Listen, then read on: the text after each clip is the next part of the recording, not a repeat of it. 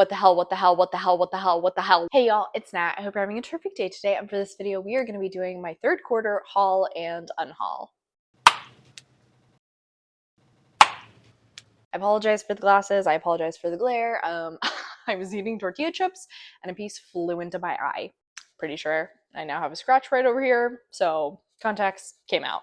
Anyway, like I said, we're going to be doing a haul and unhaul, and if I am being honest, this actually is not that bad. I am still on a really light book buying ban. It's not 100% a book buying ban, but I've really been trying to focus on reading down my own TBR this year, and I've actually been doing rather well at that. And now I've completed so many of my bingos on my book buying bingo boards that I do myself that I actually can buy books. It is starting to get a little bit dangerous. I have a bookish event coming up. I just went to one. So this number could be better, but it's not terrible. Starting at the top, honestly, I'm not going to pull out every one of these books. But my brother was unhauling some comics and I took a lot of them. So like this is the same size of the shelf down here, and this is completely filled with comics. I've got some Green Lantern, Batman Beyond, Magneto, Red Hood, Justice League, Red Lanterns, Nightwing, Batman and Robin, Batman the Dark Knight, Batman and Sun, more Batman. Are you surprised? A lot of Batman. Starting into the actual novels though, Josh and I attended a Stephen Graham Jones author event a few months ago, and so we grabbed these, I guess, bind up editions of the Babysitter Lives and Killer on the Road. I'm hoping to read Killer on the Road this month possibly. Already read Babysitter Lives and really enjoyed it. Wild time. So this one is following a young woman who is a babysitter taking care of these two twins for the first time and start to experience some really weird things. It's like a haunted house story mixed with cosmic horror, and it's super strange. Then we have Killer on the Road, where we're following this girl who is, I think she's like on the run, maybe not on the run, but she's like running away from home. She's with her friends and unfortunately becomes the main target of a serial perpetrator who, according to Josh, is really creepy. I'm very excited to get into this one. One that I really wanted to buy this myself, but I didn't. I behaved. However, Josh was really kind and bought it for me and made it one of my anniversary gifts, and that would be this gorgeous new edition of The Wolf and the Woodsman by Ava Reid. I love this book. I've been meaning to reread it, but this new edition is just so beautiful. I mean, look it, it's so pretty. And then like these end pages actually match the coloration of the original hardback. We've got the wolf and the axe, but guys, look at it. It is stunning. This makes me want to reread this book so badly. And similar vein with that one actually.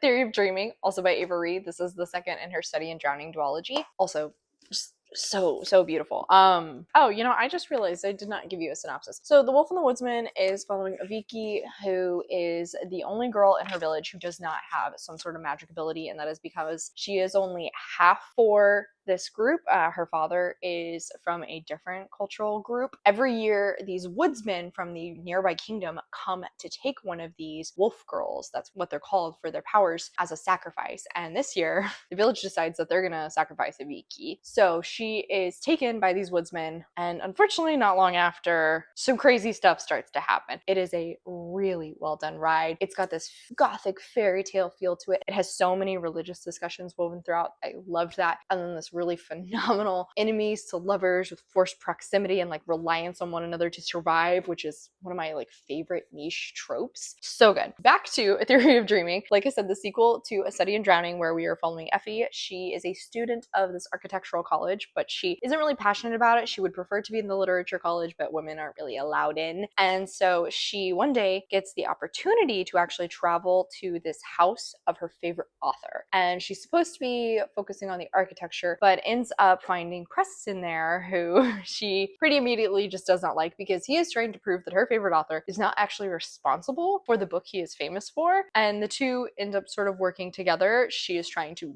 disprove him. Little romance develops. It's so cute. Again, has some really good discussions going on throughout this. Misogyny and trauma are really big ones. Making a mark and leaving your story, and how you can continue on after the fact when you're gone. And so I'm very I still don't actually know what the sequel is about. I didn't need to know to pick it up. I want to get to this here soon, hopefully. A few months ago, ended up going to a little indie bookstore and I grabbed a copy of The Lamb by Lucy Rose, which I believe is following this woman who lives with her mother in backwoods, BFE, middle of nowhere, and anytime people accidentally stumble upon their house, they take them in to take care of them. I've heard mixed things on this, but one of the booksellers at that store told me that this book changed her life, and it kind of cemented my want to read it.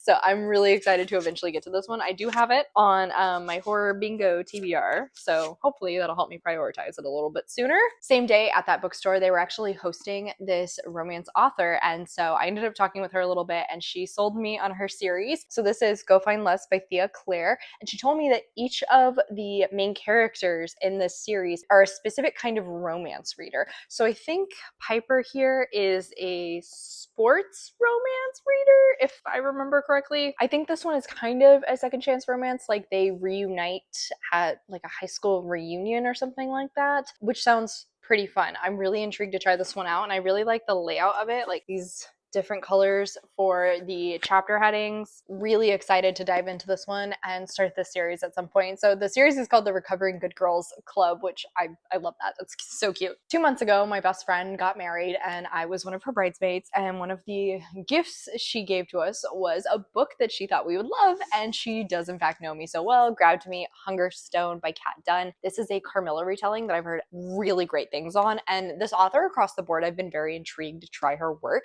So I'm really excited to pick this one up. Carmilla retelling is all I want to know going into this. I'm so excited for it. One I actually did by myself, and this was kind of for me to try and really encourage myself to continue and finish the series. Lachlan's by Robert Jackson Bennett. After I finished Shorefall, which just like took me on a roller coaster ride, my favorite character had a really great line to sum up my feelings at the end of the second book. What the hell, what the hell, what the hell, what the hell, what the hell. And I need to finish the series. Bennett hurt my feelings, and I want to see if he makes it any better, but I'm also so nervous. But I've really been enjoying this series. It is set in a fantastical world that's very Venetian almost, and they have this magic system that's almost like coding, and the way he uses it is so clever. The first book is really a heist story, and though the second isn't necessarily a heist, it does kind of continue that same feel, which I just really appreciate and find so much fun as a person that enjoys a good heist. You son of a bitch! I'm in! And I'm curious if he is going to continue that trend with the last book. Like I said, I bought this in the hopes that I would pick it up pretty immediately so I could finish out the series. Of course, I haven't touched it since. Along with that one, I also grabbed a copy of Well Actually by Maisie Eddings. I had an arc of this from NetGalley and loved it.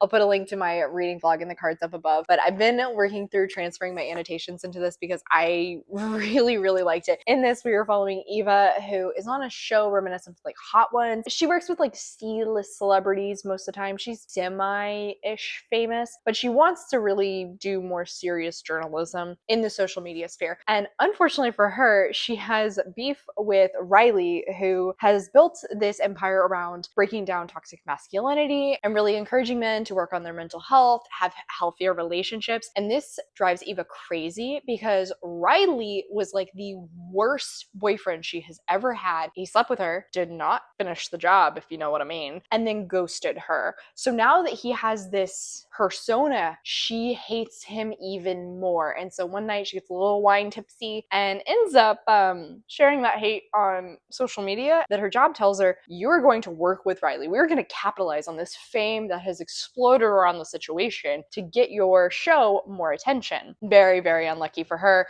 But Riley, you get to see, has actually changed. He has actually seen the error of his ways, done a lot of internal work, and really is trying to do his best to apologize to Eva and showcase that he's a good guy. He has grown up, and it is so good. It's so good. You need to like characters who can be a little bit mean to each other because the banter in this is just top tier. It's so fun. Also, they're both queer as well, which they have some really funny shared comments off of that. This is so good. So good. Great spice as well. Like, you see why I needed to own a copy. Final one of that little Pango haul that I got was A Restless Truth by Freya Marsk, which is the second in what's currently my favorite series of the year so far.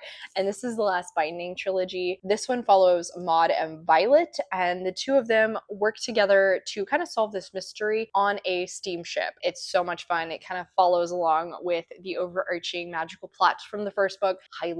highly recommend this series on the whole. I'm glad to also have the second one on my shelves now. A different time that we went to Barnes & Noble and I could not resist myself, I ended up grabbing The Possession of Alba Diaz by Isabel Cañas. I have loved the 2 prior books I've read from this author, so when I saw this one, did not know anything going in. I just saw her name and immediately picked it up because she does horror romances. It's such a good combo. She does it so well. She writes longing immaculately. So I think this one is following a woman who, let's see, 1765, she flees with her wealthy merchant parents and her fiance to his family's isolated mine while a plague is sweeping through the area of Mexico they currently live in. And then on the opposite side, we have Elias, who is Alba's fiance's cousin. And of course, they unfortunately get entangled with the occult, the church, and long-kept secrets. Oh, hell yes, this sounds so good. I can't wait to pick this up. I really need to do so here soon. Same trip, I also couldn't resist grabbing a copy of Wild Reverence by Rebecca Ross.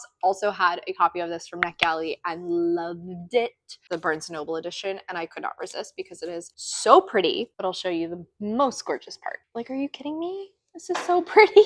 So in this, we're following Matilda, who at the start is a godchild, and she actually ends up forming a relationship with this human boy, Vincent, through his dreams. After some wild things occur, we have a 10-year jump, and Matilda has once again reunited with Vincent, but there are a lot of forces at play, and the 2 of them end up having to work together. I loved this. It is so good. It is set in the same universe as her Letters of Enchantment series, Divine Rivals and Ruthless Vows. It is technically a prequel, so honestly, you really don't need to have read that series to enjoy this. This is very much a mythology story. It is really wrapped up in a lot of the games that gods play, and so much of the politics that comes with that ate it up. It was so good. The character work done around Matilda and the growth and development we see her go through is, and then the romance. I mean, Rebecca Ross writes romance so amazingly, just draws you into the story, makes it so that this is the only thing you know while you're reading it. And oh, it was so good. The last 10% of this book, though, is like exactly what I want from a mortal and god romance.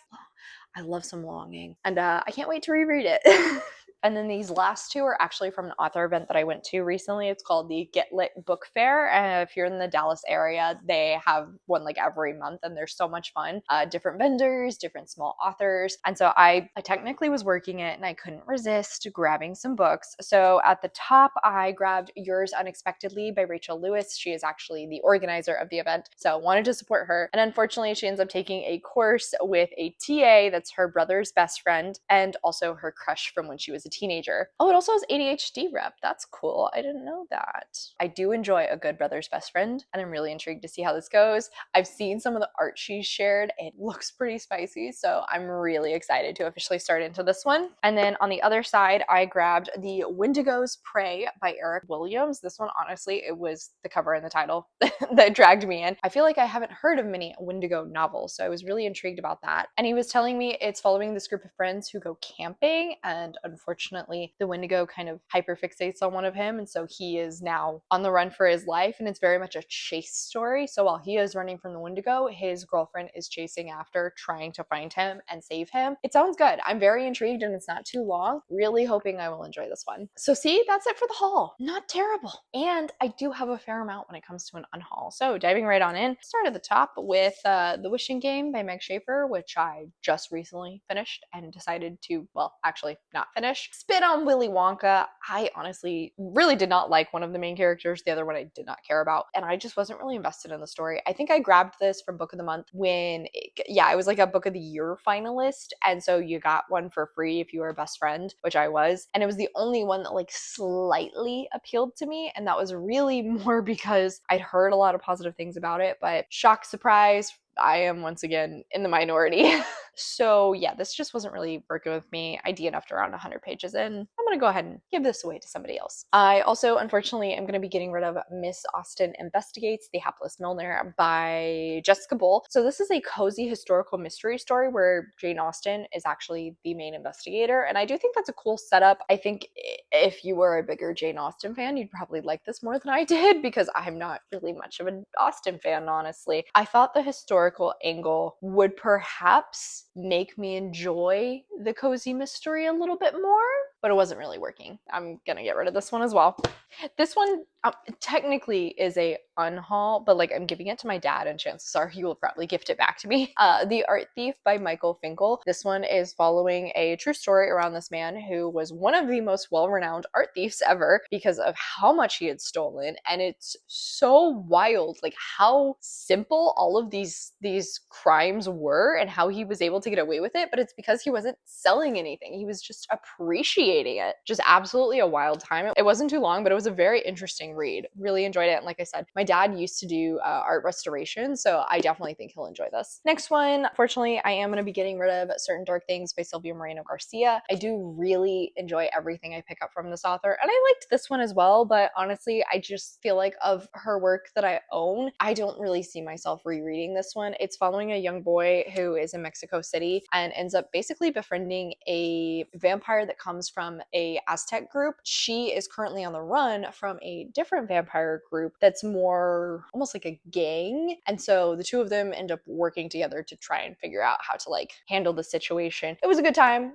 I think the setup of the story was really cool. The setup of the world with all of the different vampire species, the ways they're differentiated, that was really interesting. I would love to see something else written in this same universe because of that, but like the story itself, it wasn't a favorite. Another one that I recently DNF'd, unfortunately, is Sign Here by Claudia Lux. It's so frustrating because this book has been sitting on my shelves 3 years and I've just never gotten around to reading it for so long. Finally did. We're following a demon who works in hell, and it is very corporate, like kind of like The Good Place. And his goal is to try and get 5 people from the same family, and he'll get like a huge promotion. But you alternate between him and then 3 different members of this family. I have said it time and time again. I don't mind unlikable characters, but I need to be able to root for them. I did not like 3 out of the 4 characters we followed. I definitely was not rooting for those 3. And then the 4th one, I wasn't like 100% sure if I really should be rooting for them. It was a weird reading experience. I got about halfway through and just finally realized I didn't care. Next up is The Sacrifice by Rin Chapeko. I read this one last year. Kind of a wild like B horror movie story, honestly, where actually you're following a group of people who are like filming on this haunted island. I think it was cool in that it had a non-binary character, and like the setup of the story itself was interesting. I actually lent it to my niece and she enjoyed it, but I just don't really see myself ever rereading this. So once she gave it back to me, I realized I should just go ahead and get rid of it. Then unfortunately, I'm gonna unhaul Where the Dead Brides Gather by Nuzo Ono. I think I got this at like a Barnes & Noble closing sale. Yeah, that's right. And I ended up reading for the 2024 Horror Bingo when I was racing to finish that. I put a link to that vlog up above, and unfortunately it just didn't really end up working out for me. It is supposed to be following this young girl who ends up having these abilities kind of thrust upon her where she becomes a sentinel for brides and she protects them the night before their wedding. But it ended up devolving into this like family drama that just didn't really work for me. Then there is A Love Catastrophe by Helena Hunting. I read this in August just as like a random pickup. I think like a family friend gave it to me and it was cute. Like I had a fun time with it. You're following this woman who is a cat whisperer, and then this guy who basically ends up having to take care of his mom's Sphinx and is like really problematic, and he doesn't really like the cat, so kind of an opposites attract thing. It was fun. I had a good time with it. It kept my attention, but like I'm never gonna reread this. I've also got The Thursday Murder Club by Richard Osman, and I actually might send this to my friend Allie because she recently read this one and loved it, so I'll see if she wants it. Cozy mystery following this group of old people who live in a retirement village and take it upon themselves to try and solve cold cases. What I thought was going to be one mystery kind of devolved into 3 different mysteries, and I only cared about 1.5 of them. So it sort of felt like this got dragged on a little bit too long for me. I do think I will enjoy this in a movie format. Another DNF. This is another one that I'm bummed ended up DNFing it because I've had it on my own TBR for so long. The Dictionary of Lost Words by Pip Williams. Basically, you're following this woman whose father works in creating like the first English dictionary, and any words that are rejected, she ends up like taking them and storing them, and they tend to be things that revolve around either being a woman, being a person of color, or like being from the poorer class. That was like the setup of it, and I thought she was going to, I don't know, like make her own dictionary to rival. I got like over 100 pages in, and the word element of it actually kind of evaporated. Like, it wasn't really necessary to the story anymore. It was like we were following this main character who I didn't particularly enjoy, honestly, and I could already see was going through some not great things, but I didn't love the way the author was presenting them, where it's not actually showcased in a way where we could see the character growing or developing from what she has experienced. It's more like we kind of glaze over it after the fact. And I didn't really feel like I was going to enjoy this in the long run, so decided to put it down. Then there is The Magpie Murders by Anthony Horowitz. Finally got around to reading this one. Also a cozy mystery, but it's got this book within a book setup that was really the driving factor of why I picked it up. I liked that about it, but I don't like how it was done. It's like the first 20 pages, you have the setup of the main character in the outer world, and then you have